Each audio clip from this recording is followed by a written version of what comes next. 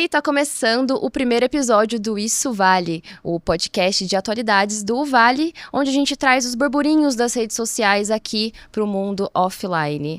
Hoje a gente vai falar sobre um assunto bem legal, mas a pergunta, a resposta, a pergunta que não quer calar, que a gente vai sempre trazer aqui no podcast é: o que realmente vale a pena discutir entre todas essas informações que a gente recebe nas redes sociais? Para começar, a gente vai falar sobre a série Adolescência, da Netflix. Traz vários temas muito importantes, principalmente sobre a geração Z, que é a geração mais nova, que tá vindo aí. Entre redes sociais, escola e família, essa geração, como que ela tá se portando? A gente tá preparado para lidar com essa geração? A gente tá falando a mesma língua dentro de casa? Eu sou a Vitória Lima, jornalista, e hoje eu trouxe aqui 3 mulheres incríveis que vão trazer suas vivências, suas ideias diferentes sobre a série. Aqui vai ser um papo bem descontraído, nada dentro de caixas, a gente vai conversar bem gostoso aqui. Vamos começar pela professora Maria, referência, quando o assunto é redação, com mais de 400 aprovações, com 900 mais na redação do Enem. Dá licença, tá?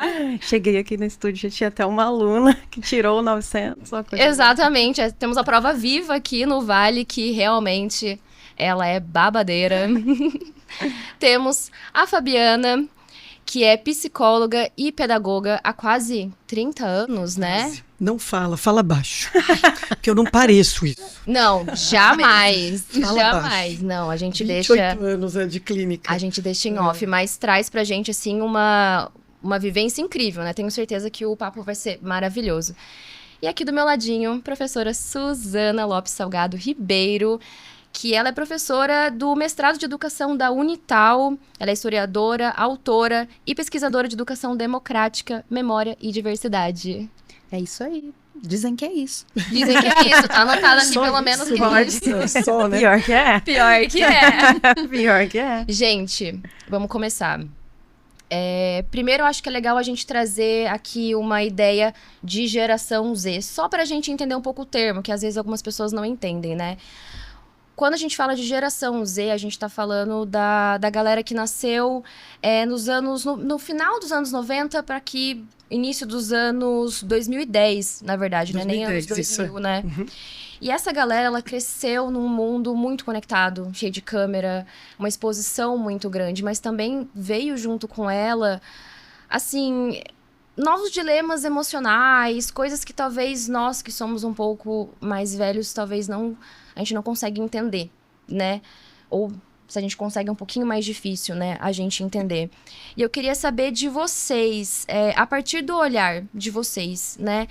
O que vocês viram ali na série Adolescência, da Netflix, que fez vocês pensarem, isso vale ser debatido? Isso vale ser trazido aqui para nossa roda sobre a nova geração? Tem muita coisa que vale ali na série, né? E tem muita coisa. Se não tivesse também, não tava causando tudo que tá causando aí, né? Mas, assim, tem essa discussão sobre o papel da adolescência hoje, né? Dentro dessa questão família, escola, redes sociais, enfim. Mas tem muito mais que isso. Tem a própria ideia, né? Dessa geração, como que ela vem se organizando ou se colocando enquanto marca identitária. O que são as coisas que a identificam, né? E o que são as que têm de divergência, né? Porque a gente estava conversando um pouquinho antes, inclusive, né? Essa ideia de geração Z, né? Eu costumo brigar um pouco com essa ideia, né? Geração Z, eu brinco, geração beta, geração A, D, C, H, né? Por quê? Porque também tem uma tendência a uniformizar e homogeneizar e estereotipar, de alguma forma, esse grupo, né? Que é muito diverso nele também. A gente coloca né? muito em caixinhas, né? E foi o que você falou, a gente já acabou trocando, né, uma conversa, assim, antes, pra quem, né, não acompanhou, infelizmente, porque foi uma conversa, né? Foi boa, né? Foi boa. Foi legal. Mas é muito legal você trazer isso, principalmente pelo seu olhar de historiadora, né? Enfim, traz muita coisa legal, porque a gente acaba colocando muito dentro de caixinha e fica difícil a gente entender que existem nuances dentro dessa geração. As diferenças que compõem, né, sei lá, diferentes classes, diferentes gêneros, né? É a mesma coisa ser homem e mulher nessa geração? Não é, né? A série até fala disso, né?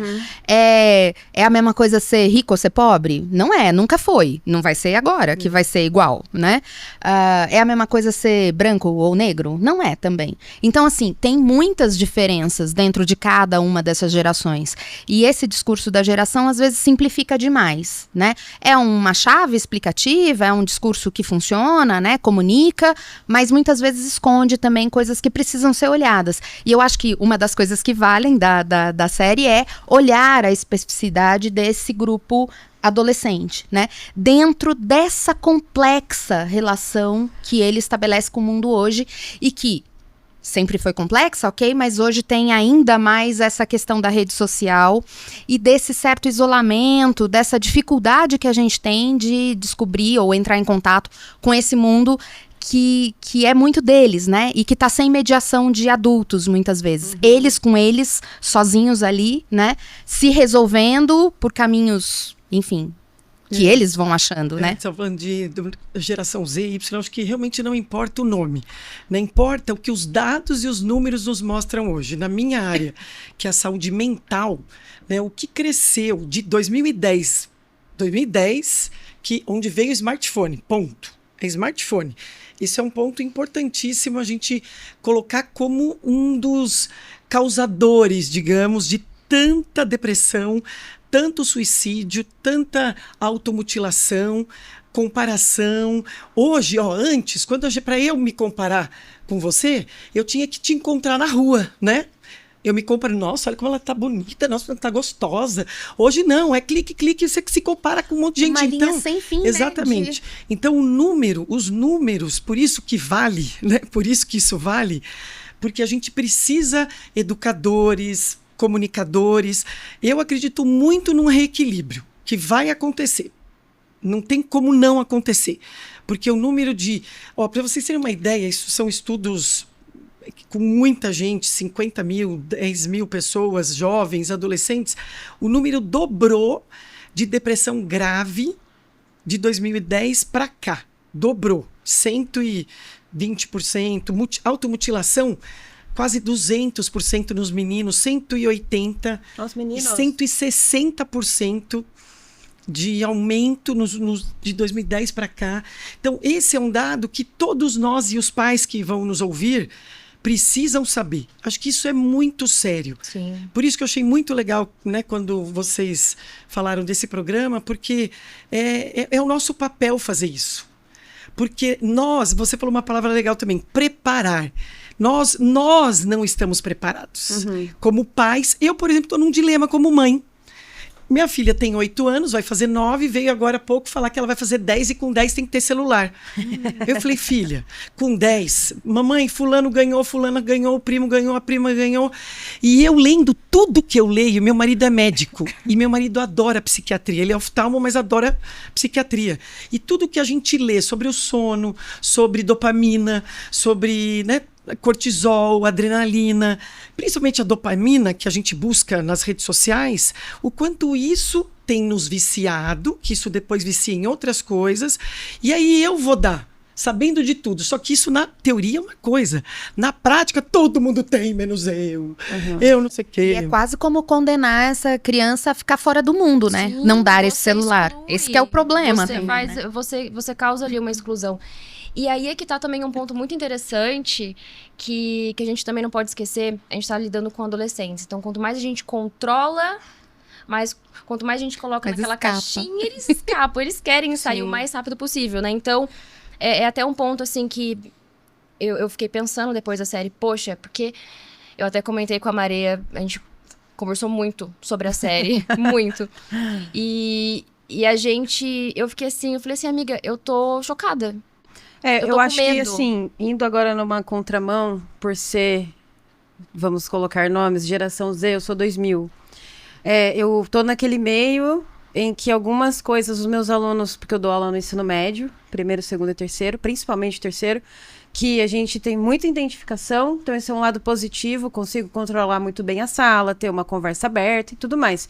Só que ao mesmo tempo, eu tô nesse meio que também tem certas coisas que eles fazem que pra mim eu já não sei qual foi o momento dali do meu desenvolvimento que sumiu. Por exemplo, eu conversando com a Vitória, eu achei engraçado como a série, desde a primeira cena, coloca o personagem principal, o menino, como um adulto.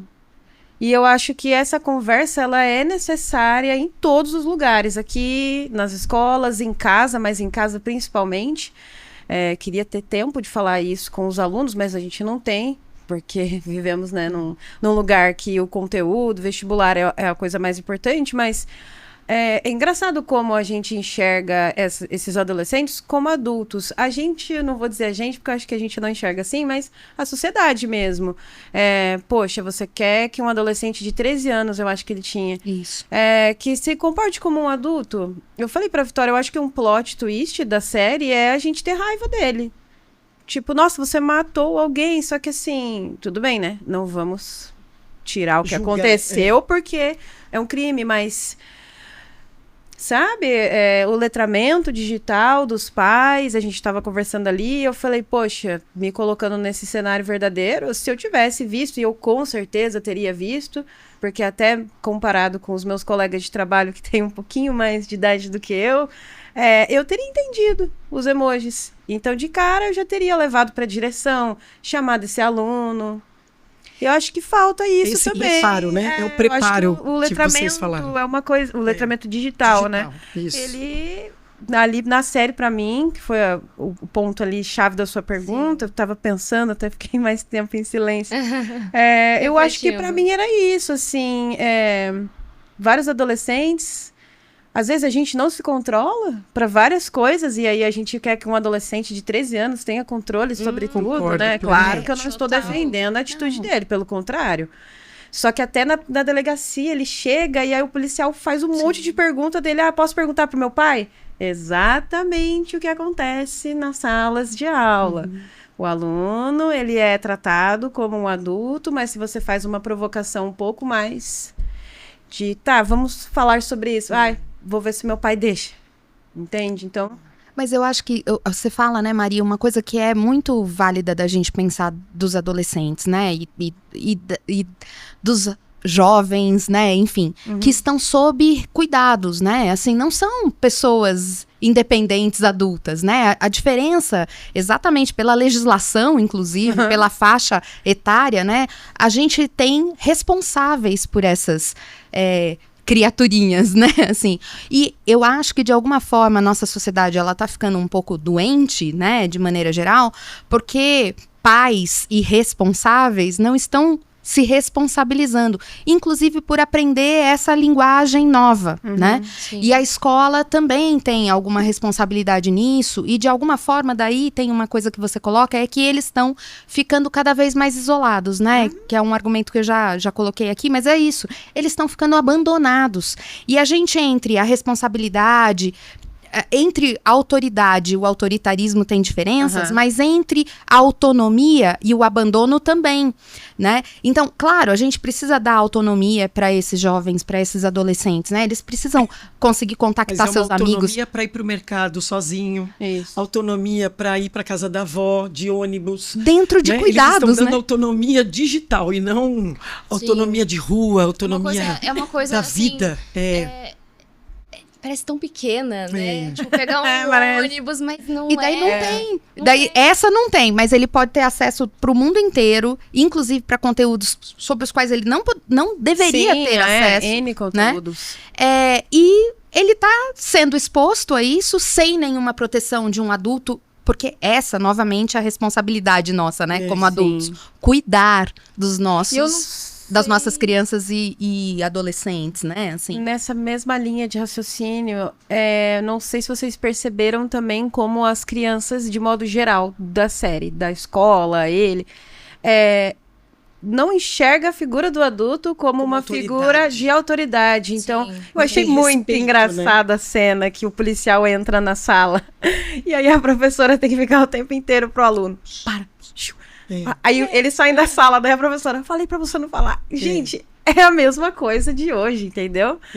É engraçado porque eu hoje mesmo estava falando com os alunos sobre esse tema de redação. A gente tem tanto acesso ao conhecimento e parece que não tem acesso nenhum. Porque é uma coisa... Mas é por causa do excesso. Não é, com certeza. O excesso faz com que a gente fique atrapalhado. Quando você tem muita informação, muita gente, muito seguidor, muita coisa para fazer, aí você falei isso hoje com um pacientinho. Você acha que você está com uma agenda complicada demais, que tá te estressando, você tá ansioso, vamos tirar um tênis, futebol, redação e não sei o quê. Eu falei, não, redação você deixa, porque é terceiro ano, fica com o tênis. Então, sabe, eu falei, e os pais que, né, são performers, eles querem performar e querem que os filhos performem. Isso. E aí, os pais estão tão performers que querem mostrar para os outros o quão o filho passa no vestibular, ou tira não sei quanto na redação, que os pais, eu acho que a sua dica foi legal, ó, letramento, gente, pais têm que se letrar, porque são analfabetos digitais, que não sabem o que significa um monte de coisa, mas querem falar o tempo todo que o filho vai fazer ou não, e sendo que você tem que se informar. Hoje o mundo mudou e não adianta ser saudosista. Né? E tem o principal que, assim, se a gente está falando sobre internet, se as crianças têm acesso demais à internet, eu acho que às vezes falta um pouquinho da nossa parte. Eu gosto de acreditar que a gente, às vezes, é muito limitado. Às vezes não, acho que quase sempre, porque, gente, pelo amor de Deus... a gente tem problemas nas redes sociais que não são fáceis, você como psicóloga pode afirmar, de resolver, mas se a gente tivesse um pouquinho de pesquisa, aproveitar que a gente tem aí tantas inteligências artificiais, o ChatGPT, Google, vamos entender básico, assim, para... Mas o ChatGPT está ajudando muito os pais. Os pais estão viciados, tudo eles perguntam. Mas... O que é incel? O que é isso? Incel, menina, eu assisti a série, eu virei pra ela, eu falei, o que é incel? Daí ela, como assim? A super geração Z, descolada. Eu falei, caraca, eu não sei o que é. Mas você vê, não tem o incel, tem o outro lá de... Red Pill, né? E Blue Pill, várias... Não, vários grupos que grupos de meninos e homens que vão viver sem as mulheres. Sim. Isso é uma coisa que me preocupa muito, né? Que é uma nova versão machista, sexista, né? Só que é complicado, porque essa galera, né, desse nicho, enfim, não sei como eu poderia... Desse lugar. Desse grupo, enfim... Antes, eles precisavam estar presencialmente juntos. Hoje, eles se reúnem pela internet e é muito preocupante. Eles se fortalecem, né, dessa forma. Eles se fortalecem. E, gente, a gente tem influencers que são... E aí vira o clickbait que eles falam, né? Clickbait. Sim, e é muito complicado, porque, assim, como que a gente vai... controlar, não é a palavra que eu quero usar, mas como que a gente porque vai... não tem como, sabe? Tipo, a gente pode até querer, mas não vai dar conta. Não, e assim, é muito complicado, porque o discurso de ódio tá absurdo. E a cultura incel, e é difícil a gente entender, tipo, que caramba é cultura incel. Sim, né? É difícil. Mas é basicamente machismo. Eu tenho um ponto pra falar sobre isso, que eu falei ontem com ela. Vocês também não compartilham a ideia de que, assim, a gente tem o costume de dizer que a internet, ela é horrível e que ela é péssima, e o excesso faz mal, e pouco também faz mal, mas... Uma vez uma aluna colocou numa redação que eu achei incrível, que, assim, a internet, ela é o que ela é, porque ela passou por um processo de personificação. Então, o que tem na internet, na realidade, é só o que a gente, primeiro, vive na sociedade e depois só transpôs para o ambiente virtual. Então, assim, se a gente tem tudo isso que está acontecendo, que é o nosso debate aqui, será que, na verdade, a sociedade ela já não está assim há muito tempo e só agora que a gente transpôs para a internet ficou mais em evidência? Eu acho que a liberdade, né? Quando você tem mais liberdade, autonomia, o acesso, você tem mais opções. Porque você tem, né? Por exemplo, se você tem lá a informação dos grupos e o algoritmo, ele dá poder. Então, quanto mais você clica, mais poder você tem. E isso já era da pessoa. Né? Essa raiva de mulher. Então, a raiva vem de algum trauma, vem de algum relacionamento que ele teve. Não é à toa que existe, né, o que aconteceu lá, o assassinato, e não é à toa que tem homens com raiva de mulheres e muitas mulheres com raiva de homens. Só que está muito polarizado isso. Não, Mas eu e sempre... o impacto disso é muito maior. Então, assim, quando você fala, não é a nossa sociedade? Sim, claro, né? Mas, ao mesmo tempo, a gente pode pensar que a internet, todas essas redes sociais, etc., são formas democráticas ou isentas, e isso não é verdade. Então, assim, quando você coloca, será que a nossa sociedade não está doente? Sim, tem, senão a gente não tinha os profissionais da saúde para tentar cuidar da gente, lotados de gente. É lógico, a gente tá, mas a questão é que hoje um doente desse entra e é alcançado. Antes ele tinha que subir no palanquinho na praça, né? E o cara ia passar e falar, aquele ali é doido, né? Agora ele monta um perfil no Instagram ou no YouTube, ou sei lá, e tem 500 milhões de seguidores. Sim. Então, assim, o impacto e a capilaridade disso hoje é muito maior. E isso provocado e impulsionado por algoritmos que não são nada neutros, né? Então, assim, você coloca uma questão que é importante, a sua aluna colocou no coisa, mas ela é uma parte só dessa complexa realidade que a gente vive. De entender que esse meio, né, internet, ele não é neutro. Né? Ele não tá aí, assim, pairando a partir dos nossos diálogos só. Ele está sendo também produzido e também impulsionado por mecanismos que muitas vezes se beneficiam, inclusive dessas intolerâncias. Sim, exatamente. Né? Alguém está ganhando, essa é a verdade. No mundo capitalista, sempre alguém está ganhando por aquela ideia ser difundida, divulgada. Por isso que eu falo para meus pacientes, você não pode ser idiota. Eu falo bem isso. Eu falo exatamente isso. Ingênuo, né? Não, eu falo idiota mesmo, porque nós somos idiotas muitas vezes.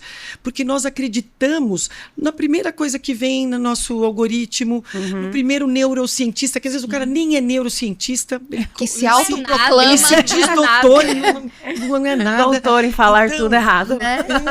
Então a gente tem que usar a nossa peneira da informação. Sim. Até porque, como eu estava falando, né, dos excessos, a gente precisa se proteger. Você, enquanto pessoa, a sua família, o seu marido, o seu namorado, a sua namorada. Então, enquanto grupo pequeno, a gente tem que se proteger. Como? Precisa postar tudo? Precisa postar todo restaurante Michelin que você vai? Não, quem está preocupado? Um monte de gente está preocupado, né? Essa é a verdade. Mas eu acho que esse excesso da vaidade, a gente tem que se proteger. Senão você pira. Sim, eu acho também não dá palco para maluco, né? Não dá Uma coisa que é mas base. aí que é o difícil, né? Não, é difícil, porque assim, a gente tem o Andrew Tate, que ele é até citado na série. Ele é um influencer que, assim, cara, se a gente for pegar uma pessoa para falar sobre cultura incel e ódio a mulheres, a gente pode pegar ele. Ele fazia tráfico de mulheres, né? Foi preso por traficar mulheres. Então, olha só. Esse é o palco pra maluco e esse é a capilaridade de uma ideia de alguém que tinha que estar... Absurdo. No máximo... Não, no mínimo preso, né? Mas assim... Ele foi preso, mas tá... Mas agora não tá mais, né? Mas assim, vocês percebem? Assim, daí um cara desse hoje tem um canal que se comunica com milhares e milhões de jovens pelo mundo, entendeu? Fazendo a cabeça dessas crianças. Inclusive pais de olho no Discord, tá? De olho no Discord. Não quero entrar em detalhes, mas o que a professora falou, por favor, de olho no Discord. Sim, então, o Discord, ele é uma ferramenta de comunicação, né? Jogo, né? Você usa a plataforma para se comunicar com seus colegas, mas aí alguns colegas acabaram levando para um outro lugar.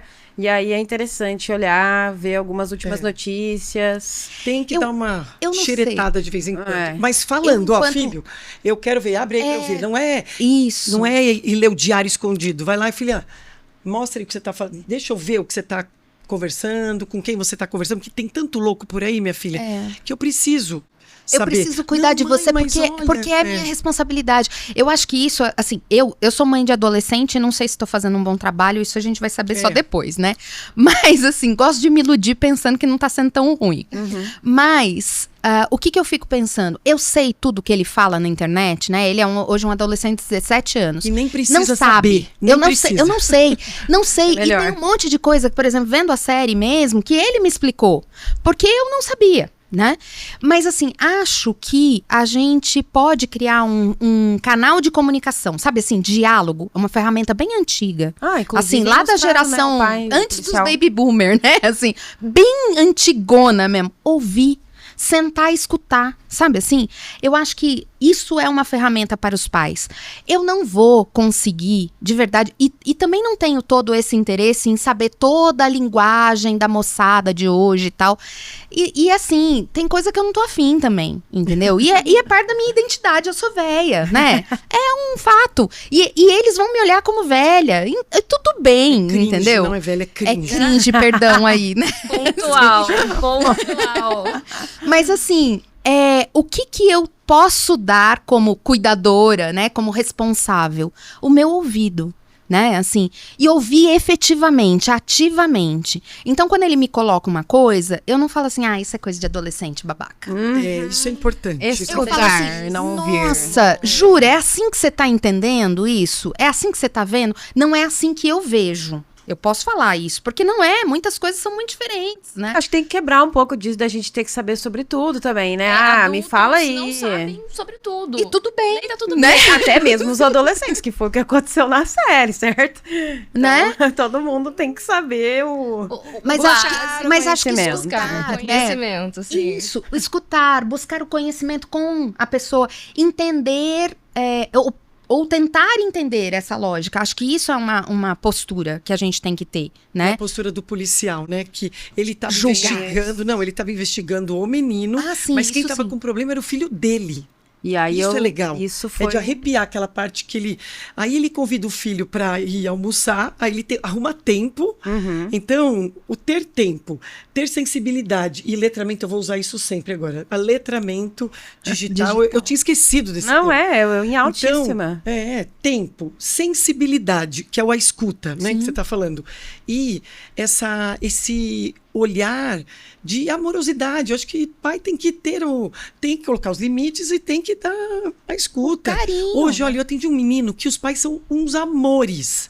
O que ele falou numa frase lá, a gente estava fazendo uma atividade, ele falou assim, eu gostaria que meus pais, era uma frase, me escutassem mais, porque seus pais não te escutam. É uma coisa tão básica, né? Só que Não, aí a gente vai ver, não. Mas parece que não não. acontece. É que eu queria, daí olha só a explicação dele. Falei, não, meus pais, a gente conversa muito, mas eles não valorizam o meu lado de adolescente. São pais que ouvem carinhosíssimos. Eles não É valorizam exatamente isso que você falou, eu falo. né? Escutativa. Enquanto adolescente. Porque assim, às vezes você fala com a maior boa vontade, filho, não é o que mas não é o que eles querem ouvir também. Sim. Escuta, fala, filho, não, tudo bem, eu respeito a sua opinião, tá tudo certo, mas né, tem hora que é autoridade mesmo, não, eu aceito, respeito, só que você ainda não tem idade para isso, meu filho. Você não Desculpa, pode fazer mas isso. para mim, né? eu posso até errar. Posso até, no futuro, achar que, né, eu errei com você, mas, filho, então, calma que eu observando... daí você pode jogar na carta na manga para os adolescentes. Falou, olha, eu percebendo a sua maturidade, arruma sua cama minimamente, faz lá, sabe aquela prova que você falou que estudou, não estudou porcaria nenhuma. Então, Só enrolou. Faz uma parte minimamente para eu dar valor. Você quer ser valorizado? Dê-se o valor primeiro. Então, às vezes algumas coisas têm que ser pontuadas e faladas, porque eles gostam disso também. Eles gostam de ver... Esses dias eu consegui convencer uma mãe e uma avó a deixar ele ficar no final de semana e que ele não queria viajar para tal lugar. Queria jogar videogame. Falei, não, mas você não vai jogar videogame o tempo todo. Eu posso até negociar com seus pais. Mas parte você vai jogar, parte você vai sair com a avó, parte você vai almoçar. Então, o que eu quero dizer é o seguinte, que né, dentro da série, se você tem mais um diálogo, um contato... Às vezes você consegue prevenir algumas coisas. Não que seria o caso lá. A gente não sabe se o menino tem transtorno de personalidade, mas ele é parecido com o pai em termos de braveza, de Exatamente. A gente estava até conversando antes. É muito interessante como a série ela traz uma família normal. Porque no começo você pensa, né? Nossa, eu acho que o pai batia nele, ou o pai, ele é... Não. A forma como ele fala com a psicóloga parece, né? Essa coisa meio assim, nossa, parece que o pai ele é um pouco violento. A gente vê esse comportamento, mas eu acho que é um comportamento até um pouco enraizado na forma como os meninos são criados, talvez. Que o pai dele já foi um menino, o pai dele já foi um adolescente. E o pai dele sofreu bullying, porque a conversa final do carro, quando eles estão escutando a Rá, ele tá contando claramente que ele sofreu bullying, só que de uma maneira engraçada. E aí a filha no meio, a mulher fala... Dá uma sensação Mas bem, ele sofreu bullying. bem amarga, assim, bem amarga. E eu acho também que é uma coisa, assim, que eu quero muito trazer aqui pra gente conversar.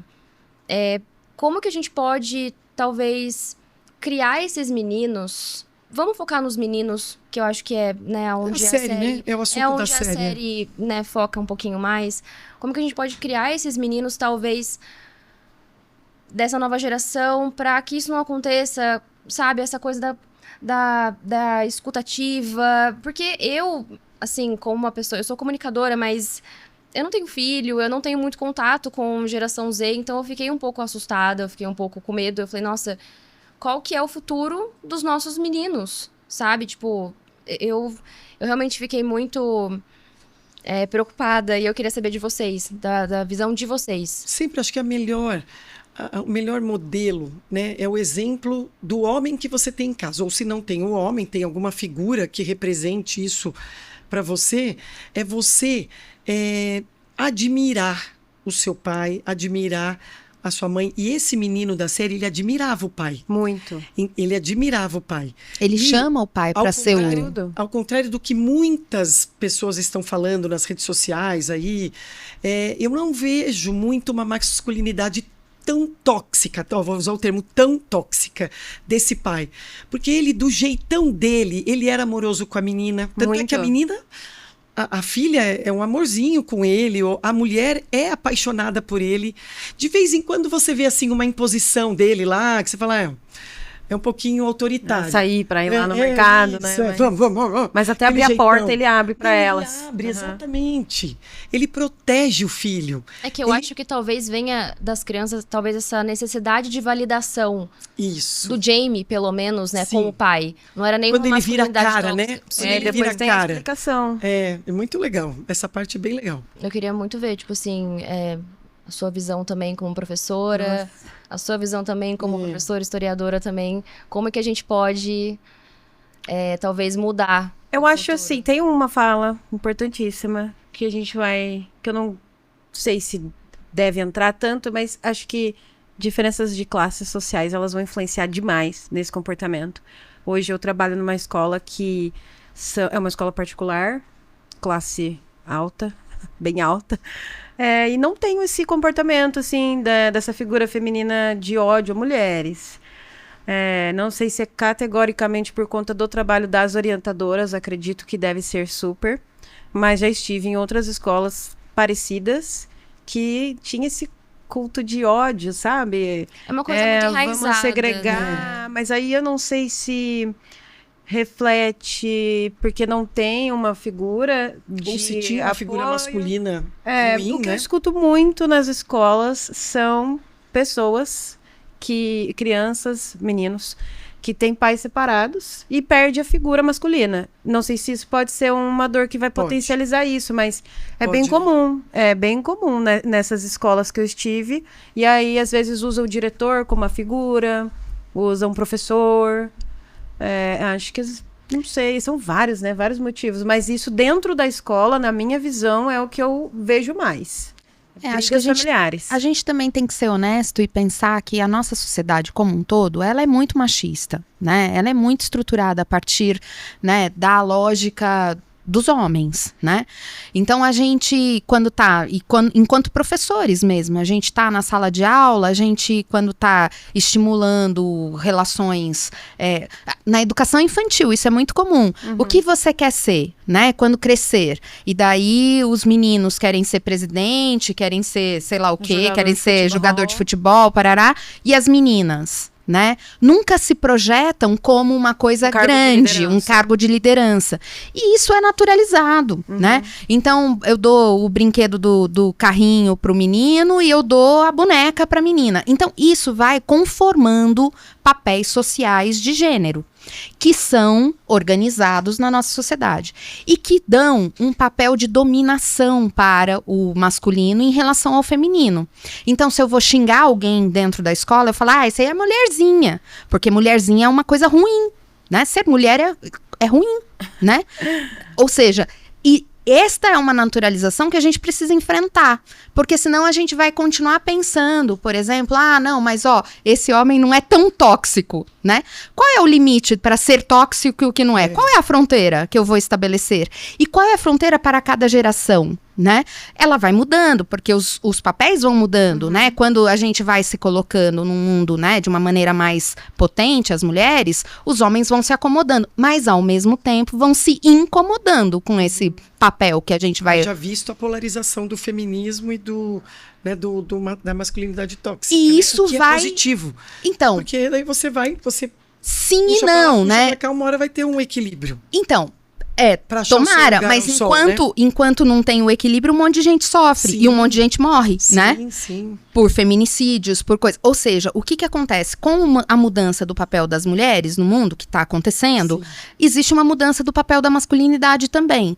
E essas questões, incel, red pill, não sei o quê, são resistências dessa masculinidade que a gente vê hoje, para continuar ocupando os espaços que ocuparam historicamente. O mundo era só deles. Eles estão tendo que dividir com alguém. Isso é desconfortável, né? Eu tô perdendo espaço. Não adianta esse papinho de ninguém perde, todo mundo ganha. É claro que perde. Quem tinha o espaço inteiro? Todo mundo perdeu.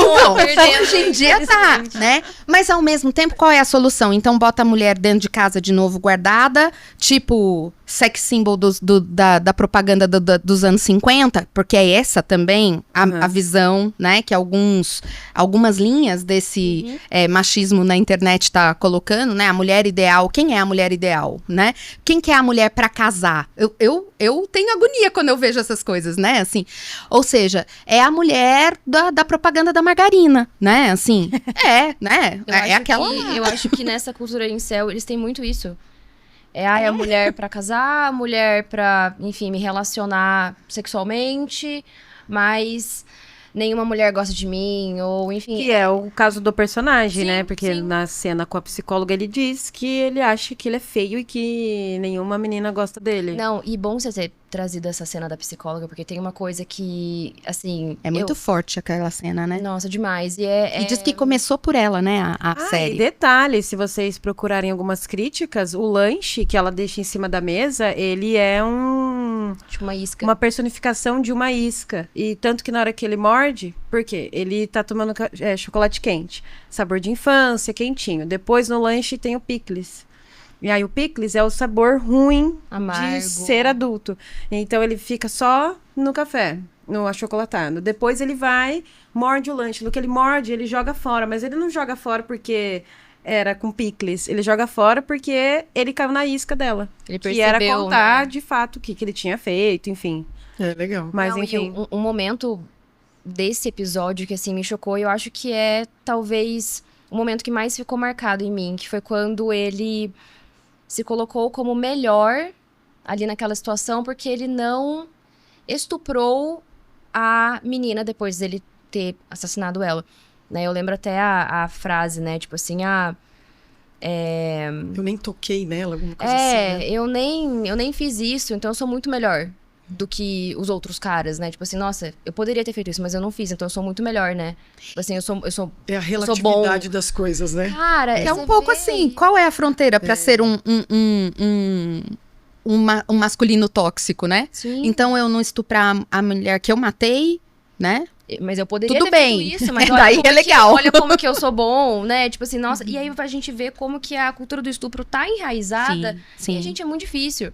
É muito difícil a gente, exatamente, colocar os bons e os ruins. Não existe. A linha é muito tênue. E eu acho que essa é uma outra coisa que vale da série, né? Porque os personagens todos são muito complexos, né?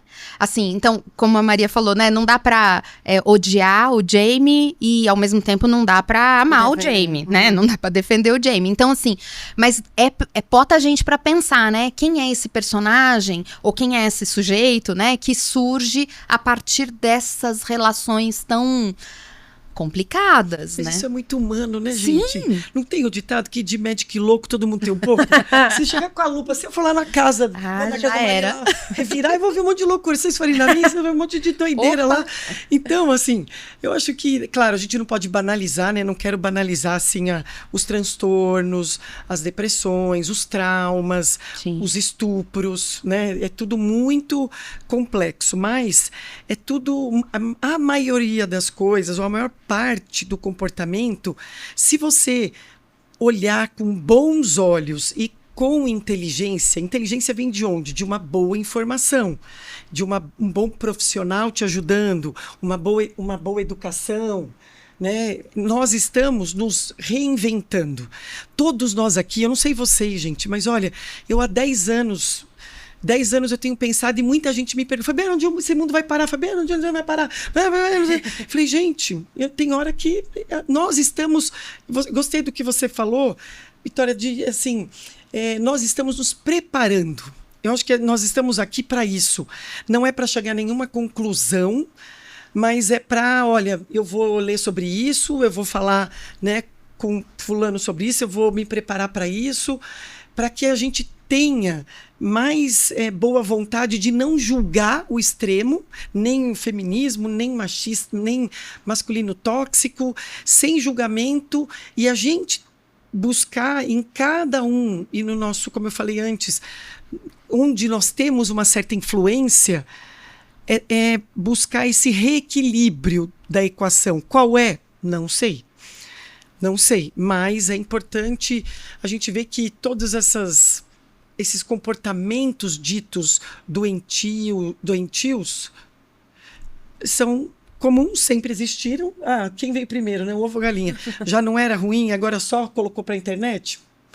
Já não tinha um monte de coisa, um monte de trauma, né? E a gente trouxe para... Sim. E ao mesmo tempo, quando coloca na internet, eu acho que tem uma outra coisa que é o volume, né? Por exemplo, antes, sei lá, alguém sofria um bullying dentro de uma escola, aquela escola ficava sabendo, aquela classe ficava sabendo, aquele grupo ficava sabendo. Hoje, literalmente, o mundo inteiro pode ficar sabendo. E isso é uma coisa que causa uma ansiedade e um estresse e um medo profundo, porque alguém pode efetivamente ser cancelado, né? Pra usar outra coisa. É o maior medo de todo mundo hoje, ser Então, cancelado. assim, acabou a vida da pessoa, efetivamente. Não é mais assim, eu mudo de cidade e a minha vida se recupera. Tem né? até Assim. uma gracinha que a filha faz sobre, não vamos mudar, porque Uma hora mais eles vão fácil descobrir. aqui, vai ser aqui mesmo. Porque tem uma dimensão que é mundial, né? Assim, é o globo. Todo mundo que tem acesso a uma rede de internet pode ter acesso àquela informação. Ou seja, isso é muito assustador, eu acho, né? Porque o seu erro, né, ou o seu vacilo de alguma forma, ele tem uma dimensão que é incontornável mais. Isso é violento demais, né? E os nossos adolescentes estão tendo que mediar isso, muitas vezes sem a nossa proteção, né? Eles estão largados nessa selva, né, assim, sem ter nenhuma faquinha para brigar contra o leão aí, né? E sem ter um pai para se esconder atrás, né? Então, assim, essa, eu acho que é a violência também que a série coloca, e com isso não estou defendendo ou qualquer coisa o Jamie, mas assim, é isso, né? É com isso que eles estão lidando, né? E é assustador para qualquer um de nós, né? Sim, sim. Gente, o papo tá delícia, mas o nosso tempo tá acabando. Então, eu queria pedir para vocês que Não vou usar uma palavra porque eu acho meio clichê, tá? Eu não vou fazer Uma isso. palavra. Uma palavra. Uma podcaster. Uma podcaster. Uma psicóloga, uma educadora. Enfim, o nosso papo foi super descontraído. Eu acho que a gente conseguiu trazer visões muito interessantes.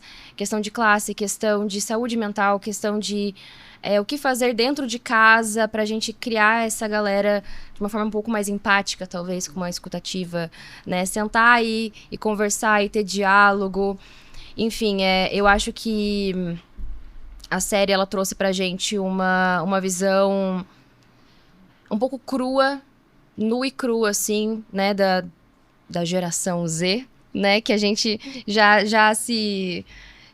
colocamos aqui que não gostamos de usar os termos geração Z, mas, né, colocando em caixinhas pra gente entender um pouquinho melhor. Mas é isso. Agradeço demais a presença de vocês hoje aqui comigo. Primeira vez que eu tô conhecendo vocês duas. Então, muito prazer em conhecê-las, gente. Maria, já véia de guerra, já conheço há muito tempo. Mas sempre muito bom. Muito gostoso. Muito o bom, papo. obrigada Uma pelo delícia, convite. obrigada, viu? É muito bom falar sobre esses assuntos, acessar os pais. Sim, com certeza. E eu agradeço demais a visão que vocês deram pra isso. E esse bate-papo tão gostoso, tão suave. Estamos nos preparando, né? A gente tá se Todos preparando. nós nos preparando. Querendo ou não, a gente tá se preparando. A gente não E faz... a gente agradece a você pela mediação tão espontânea também, né? Sim. Vitória mandou muito bem aí. Gente, obrigada. E é isso. Esse foi o primeiro episódio de muitos do Isso Vale. Então, até a próxima.